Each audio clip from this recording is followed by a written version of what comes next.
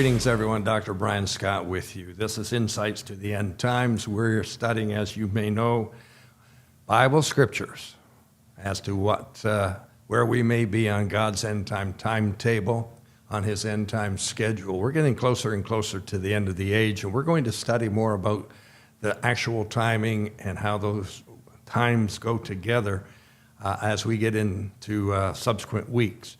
Right now, we're looking at Matthew chapter 24, which is called an end time verse or chapter in the book of Matthew. There's a similar chapter, verse in Mark chapter 13 and Luke chapter 17 and Luke chapter 21. Very similar statements are being made by Jesus in these chapters. But earlier this week, if you tuned in with us, as we kick off this brand new 2024 year, today is Friday, January the 5th.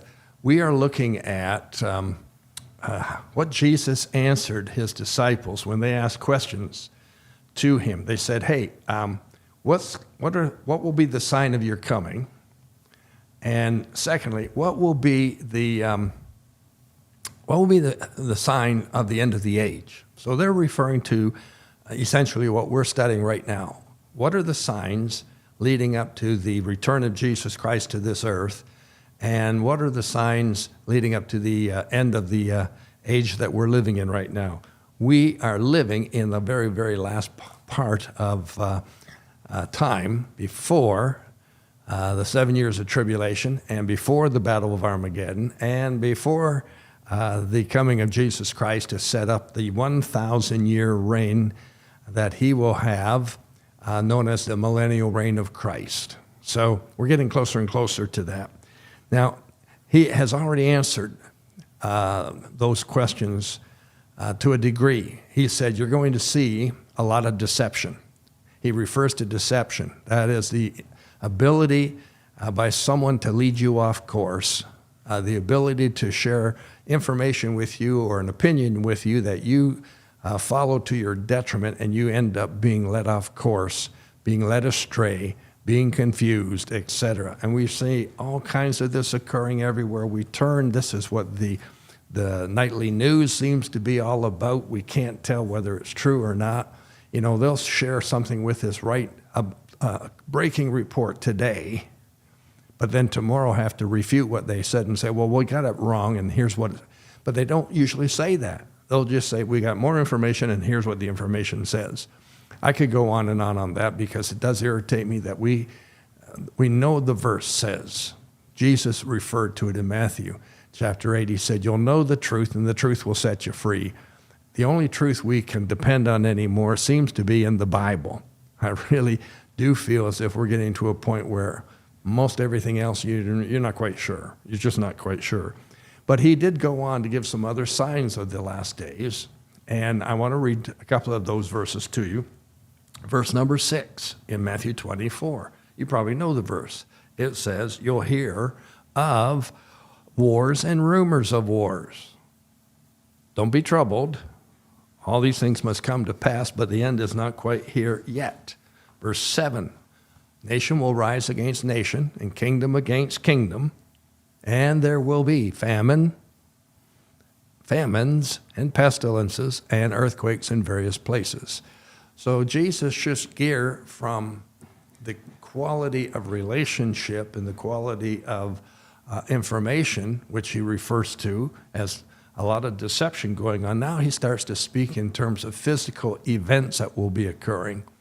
And we're going to come back and deal with the wars and rumors of war, nation against nation and kingdom against kingdom, as we continue. But today I want to look at the latter portion of verse 7, where he says there's going to be famines, and there's going to be earthquakes, and there's going to be pestilence in various places. So let's look at, for a moment, at famines. Famines don't really exist to too great an extent in North America. You know, I'm coming to you from Canada, from southern Ontario. Famine isn't something that we deal with here on an ongoing basis. In fact, in all my years, I don't recall us having something called a famine. We've had some shortages of various things owing to weather conditions, and maybe the corn crop wasn't as strong as it was last year and so on. but we haven't had famines. But famines do exist. They're very real, and they occur in countries outside of North America as a rule. And where they exist, it means that people are going to bed at night without a proper meal. Thousands are dying every year because of a lack of proper food and a lack of water. Water's a major, major issue. But that's not the problem we have in North America. So because we don't have the problem here in North America, that verse that talks about famines really doesn't mean much to us. But I want to give you some statistics to show you that it is real, and it does exist, and it's getting worse and worse. In 2021, that's just 2 years ago, or 2.5 years ago now that we've moved into 2024, there were about 828 million people suffering from worldwide hunger. That's about 10% of the world's population. That's a pretty strong percentage. It's up by 46 million from the previous year. Now, that's one statistic that should be startling. But here's one that's even worse. 2,130,000,000. That's 2.01 billion people suffer from food insecurity. That occurs primarily in Africa and Latin America. There's an insecurity about food, whether or not they're going to have food. That's a big number. That's about 25% of the world's population are suffering from food insecurity.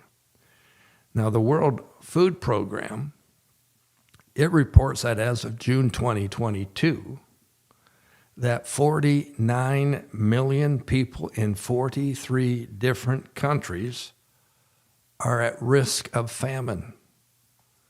And that's up from 27 million the year before. So that percentage increase is massive. To go from 27 million up to 49 million, you're talking about a 75% increase in the number of people who are at risk of entering into a famine-like situation. Wow.